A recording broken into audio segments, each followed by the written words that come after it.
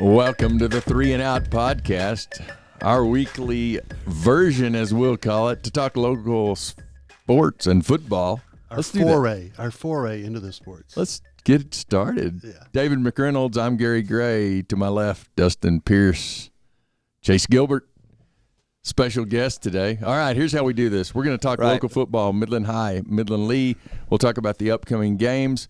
We're going to talk about UTPB, local teams, Greenwood, Trinity, Midland Christian, 3 subjects, and then we're out of here. David, first tell us about the app. Hey, there's this Midland ISD Athletics app that lets you listen to both the teams. Hey, they're clapping because I got it right the first time out of the box.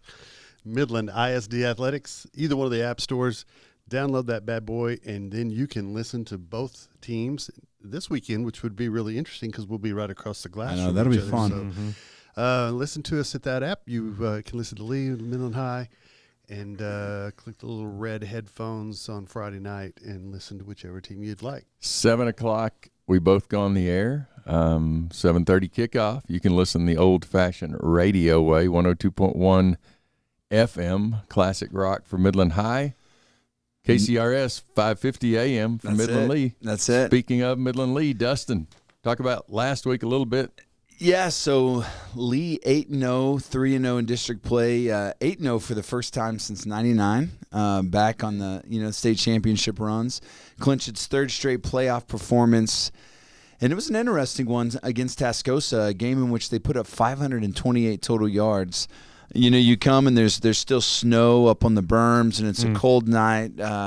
And it was a game that's 28-20 at the half, and then it's 28-28 early in the 3rd. And it was crazy as like Lee said, okay, we'll play. And then they just went up 3 touchdowns pretty quickly. They go on to win 55-36. And so, Lee's unbeaten, and so far, even when they've been tested twice. They have this next gear they've been able to click it into. I'll tell you what, obviously Loic Fungi's having a great year, but Mikey Serrano needs 2 more touchdown passes to tie Caden Coots, who had 34 back in 14. That'll be the most in a season in program history. And he trails John Rogers by 1 for the career mark. 42 back in 98-99. Granted, that was a rushing team. But even still, he is just killing it. Right now, the Rebels offense ranks 1st in the state with 4,614 total yards. They're 2nd in yards a game with 576. And Mikey's up there in the top 5, according to Max Preps. Hard to know how accurate those are in touchdown passes.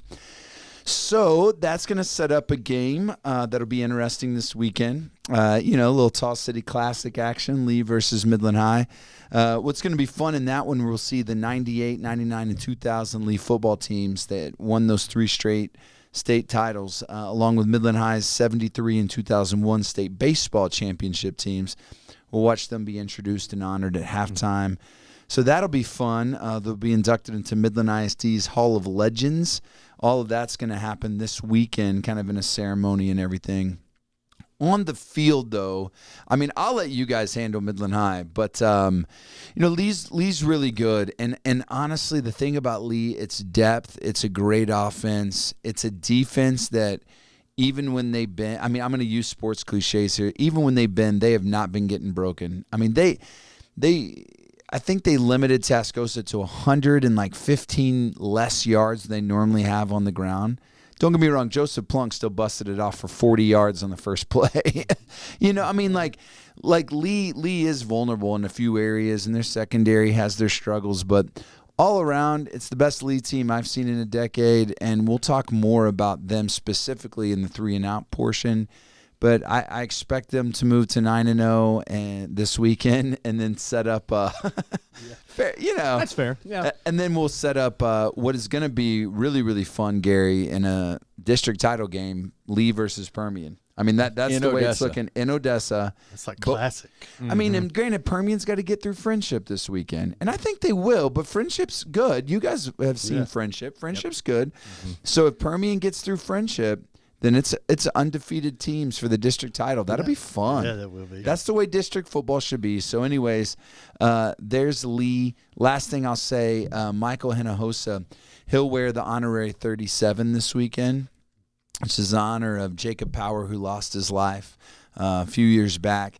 And he's got 61 tackles, 12 for a loss. So he's a stud guy. You'll be calling him a lot. So Michael Hinojosa. Why don't you guys tell us a little bit about Midland High? I know it's been a rebuilding year, so to speak. So what's your guys' take on Midland High? How are they going to stack up against Lee? What do you got to do to just finish the season with some sense of – when I talked to Coach this week, that was the thing. He's really challenging his players to finish well. Good. Good. They see the writing on the wall that this week's going to be really tough for them. And I think Coach is kind of at that point where I'm trying to encourage my seniors to have character and finish with their heads up, finish well, go out of here knowing they left it on the field. Yeah. Right. And they didn't lay down or anything like that. So tell me this. How many sophomores are playing actively for Midland High? 14. An 8 start. Yeah. 5 on defense. 3 there's on offense. significant So sophomore. are they kind of at this place now where they're saying, like, not that we're just saying, out with it, but we're going to start rebuilding right now mid-season. We're going to get these sophomores some significant playing time? I think so. And I know Nick Peralta has been the quarterback, at least initially. He got hurt. He's a senior. But they put in Landry Walls, who's a sophomore, and he's been getting a lot of consistent reps at quarterback. And then, you have Jordan Springer, who kind of plays both ways at times, a sophomore, stud defensive lineman / running back, getting a lot of action on both sides of the ball. So I think you're seeing this concerted effort. Hey, let's get some young guys experience. And it's like Friendship 2 years ago. They were young and they were getting playing beat. a freshman. They were getting beat pretty handily each week, but now they're contending for the district. They're one of the top teams now. So I think they're trying to go that route and develop and get experience. And what's interesting about that is they got the blessing of a move-in, and their freshman quarterback moved out to Abernathy, and they're now a top-ranked team in their classification. Yeah, they are, aren't they? They are. Top 10. Yeah, they're up there. Yeah. Yeah, Midland High just struggles to get out of their own way for the most part right now. They have, executing the offense has been their biggest challenge. Right. Mistakes. So at critical times. Critical junctures. And here's the thing, I've watched Midland High versus Lee for 10 years now. And I've seen it go the other way where Midland High just throttles Lee and just runs over them. It'll be one of those.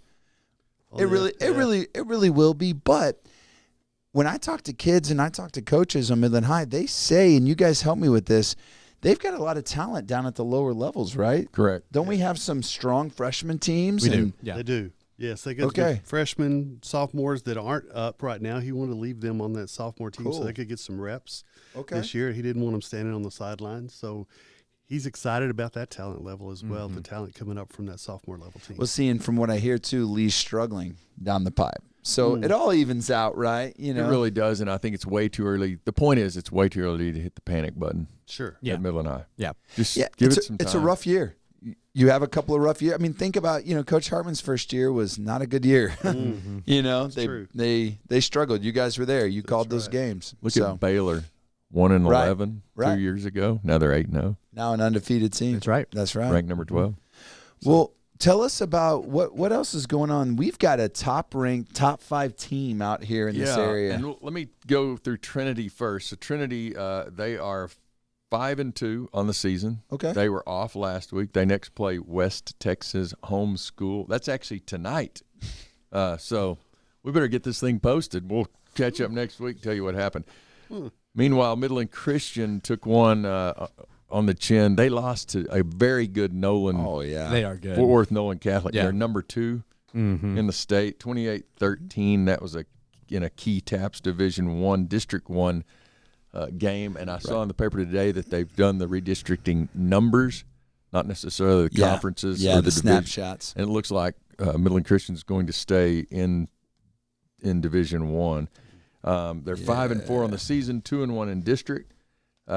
They play, let me find out. I think they're actually off this week. They're open this week, and then they close out the regular season at Fort Worth All Saints November the 8th, which will be next Friday night. Okay. Meanwhile, the team you mentioned, the number 4 ranked Greenwood Rangers, man, they're just killing it. They beat are. Fort Stockton 54-17. They clinched the district title. They improved to 9-0 overall, 5-0 in district. Trey Cross had 234 yards rushing. He's close to, I heard, 2,000 yards on the season. Whew. Yeah, we know Trey pretty well. He's a good kid, so I'm happy for him. Yeah, 4 touchdowns. Awesome. Brody Ray, 9 receptions for 143 yards, and Weston Wilbur, the quarterback, threw for 240. So very, very balanced. 553 yards. They only allowed 99. So, but take in mind, they went down 10-0. Yes, they did. Fort Stockton came out and said, boom, boom. They went out 10-0, and then, Trey broke a long one, and then after that it was just on, So they've already clinched. They host Monahans. Monahans is 2-6, and then their off week is next week. So if they get anybody banged up, it's right before the playoffs. So it's a perfect schedule. That's beautiful. They're going to head into it undefeated most likely and then ready for the playoffs. So we'll keep you updated. Also, don't forget Garden City. We never talk about them. They're number 7 now. Really? Yeah. So next week, though, they play undefeated Sterling City for the that district championship in 6-man. So it would be an amazing thing to watch. So what's that, the Highway 158? Boom. Yeah. Is that what you would call that? I guess so. Highway 158 goes between the two. That's it. The 158 bowl. 158 clash. I like it. All right. Tell us about UTPB. They struggled a little last week, I understand. Yeah. They fell 65-7, and I say kind of in a hesitant way because you got to think this is a program that's only been 4 years in existence. So they're building, and they fell to a team that's number 22 in the state, and they've played in the state. Nation. Let's go national. Yeah. This isn't high school. But that being said, they've played some other ranked teams close. So you play. Earlier in the season, West Texas A&M really close, who was ranked 16 at the time, but then you get throttled by the number 22. But a bright spot is Chris Hode, and we've talked about him in almost every podcast. Check this out. A career-high 24 tackles against Angelo State. Broke his own record of 19 in a game set, 2 years ago. He leads Division II with 115 tackles and is the NCAA active leader, like we've talked about, across all divisions. He has 484 career tackles in 4 seasons. That's absolutely crazy. Do you know where he went to high school? Have any idea? Yes, I do. Sorry to catch you. No. I do. I just got to pull it up here real quick. There's another guy who plays alongside him that went to Andrews, but Chris, he's from Leander. Okay. So is that Rouse High School? Is that how you say that? That's how I would say it. It looks like house with an R. He's from Leander, 6 foot, 228 pounds, just a good old boy. But to have the record across all divisions right here, and I've wasn't on my weekly call with UTPB coaching staff this week, but they really believe in the future, and they're doing other things to ensure that future's bright. Facilities, recruiting. All the things that really, really matter. And so you're going to drop some. It is what it is. It sets up a game this week. Their next game here is going to be against Eastern New Mexico right at Ratliff, 6 o'clock Saturday, and then they'll finish up with A&M Commerce and A&M Kingsville. All right, cool. 3 and out. Who's going? Let me start. So let's do it this way. Lee in the last ranking is number 18 in the state. But what's interesting is talking to some inside sources last night, kind of told me what the potential playoff draw is going to be. And if Lee wins out, which chances of that are fairly high, they would likely have number 11 Arlington Martin in the second round. And they would likely have number 1 Duncanville in the third round. So I guess my 3 and out is, man, that's terrible. Like, that stinks. Like, the best Lee team that we've seen in probably a decade. And there's a chance they may not make it past the second round purely based on draw. Any idea on where that would be? My sources, I love being able to say that. Yeah. My sources say like that they're gonna flip home and home for everything. Okay. Like they're not going to try to negotiate and do the neutral ground. Hartman kind of likes to go for the juggler and just say, "Let's go home and home, baby. Like let's flip for it." And he likes to play in the playoffs on Saturdays. He likes to play in the daytime. Kind of mix it up a little bit. I think there's some psychological playoff warfare atmosphere there. That way. Yeah. But I bring that up to say, a team that'll likely finish undefeated. You'll have multiple guys set records, Loic Fungee and Serrano. Both already have, and then, Serrano will, by the end of the season, have the season-high touchdown record. But they're going to run into an Arlington Martin team that is throttling people. Arlington Martin has only lost one game, I believe. And then, of course, they're going to run into Duncanville likely in that third round. So I was trying to see who Martin lost to.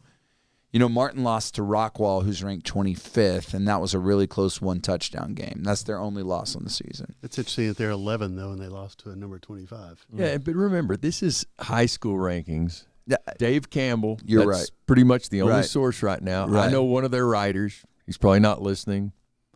I might or might not trust his ranking system. So, what's the difference between 18 and 10? Who knows? There's It a could big be pretty difference tight. between 18 and 1, though. Absolutely. What But are your thoughts on that draw? Well, it's interesting because we've talked to at different times just different league players and Midland High players and they've mentioned at times it's almost beneficial to maybe not win the district to get a better draw sometimes, and so you don't ever want to think that way. Like you always want to win, Right. But Right. it's like, hey, you won the district, congrats. Here's Martin, and then you got Duncanville, and so you kind of think like, what's the best chance to win state? And so it's interesting the way the drawing system I know. works sometimes. get them at home, get them early, knock it out of the way. Then it sure gets easier. You got to beat them all anyway. There you go. Well, and then Lee turned in an enrollment number of 3199 for realignment, so they're definitely still 6A. Oh, yeah. Tascosa's not. Tascosa turned in a 5A alignment They number. did? That's what we were told last week. Wow. So Tascosa's dropping to 5A, and so that'll be interesting. Saves No more an Amarillo. snowballs. That's Yeah. right. Yep. No more trips to Amarillo. Well, Midland High may put them on the schedule for pre-district. Yeah, that's Yeah, true. That's true. So tell us, what is your 3 and out topic? Hey, vote. Okay. But let me expand upon that. Here's the deal. You've got a mayoral race, which has nothing to do with what we're talking about. So vote for that. There's 10 propositions on there. Most importantly, we've got a school bond. I would never try to portray or sway you how to vote in this medium. But the main thing is educate yourself. Don't vote on naivete or what someone else has told you and assume that's the truth. Mm-hmm. Explore it. That's wise. Make your decision, because on either side, most of what I've seen on social media is incorrect. Mm-hmm. Is it what Trump would call fake news? I think you're right, Dustin. You could call it that. So, you know what? Educate yourself. That's right. No, that's a good point. Ask the right questions and exercise your right. I toured the Midland High. Yeah. I toured the Midland High facilities the other day. with Coach. Here's the deal. We have to be neutral. Yeah. And we support both teams, and we call games for both teams. Mm-hmm. And this is not an excuse by any means. The situation that we currently have is not an equitable situation amongst schools and amongst facilities. Right. Period. End of story. And I'm talking sports, band, etc. Yeah. It's not the same. Yeah. So, and that in some ways it may favor one school, in some ways that may favor another school. It's not the same. So educate yourself and vote. All right. Heisman? Heisman got a little shakeup last week. All right. You know, with What we OU, got? with OU losing, you'd expect Jalen Hurts to have dropped, but he's still number 2. Joe Burrow is sticking at number 1 and seems to be separating himself. Jalen Hurts, though, put 400 yards passing. Yeah, up he's And had 100 rushing and had 100 rushing, 4 Something. touchdowns in a loss. in a loss, but he didn't slip at all. In So the Heisman where is voting. Tua? Chase Young, which is kind of the thing from Ohio State, is a defensive wow. end, moved up to number 3. Wow. A defensive end. Defensive end. Chase Young. We haven't seen a defensive player really since Woodson. Well, I'm drawing a blank. Who was the Badger. Notre Dame linebacker who did Yeah. not win? You see a linebacker. Oh, Jalen Smith. No, this the year that Johnny won the Yeah, Heisman. the one with the one with the virtual girlfriend. Yes, yeah. What was his Manti Manti Te'o. Te'o? Yeah, I don't think we've seen a defender in the top Nice. 5 since then, and that was like 7 years ago. I Yeah, think. so he's at number 3. What I think is interesting is with Jalen Hurts with that loss doesn't move anything, but Tua, he's down to number 4 now. And he's not playing.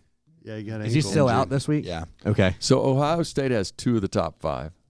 Yeah, with Justin Fields rounding out the top 5. Crazy. All right, we'll see where that takes us. Oh, Stick wait. with it. Let's, What? number 6 is also Ohio State with Dobbins. Oh my goodness! Wow. So 3 of the top 6. Well, Well, that's know, perfect. You know all the power predictors are picking them to win it all. I think they're the best team right now. They think that they're the best team. They have 3 of the top 6, and they're my third most hated team. So Fun times. all right, times. and the schooner didn't tip over this week. Did you enjoy that? You can't enjoy that because it looked like, I hope the girl wasn't hurt. No comment. Okay. And this is probably time to break the podcast. We're outta here. Yeah. All right, for Chase Gilbert, Dustin, David, I'm Gary Gray. We are out of here. 3 and Out is finished for this week. We'll talk to you next week.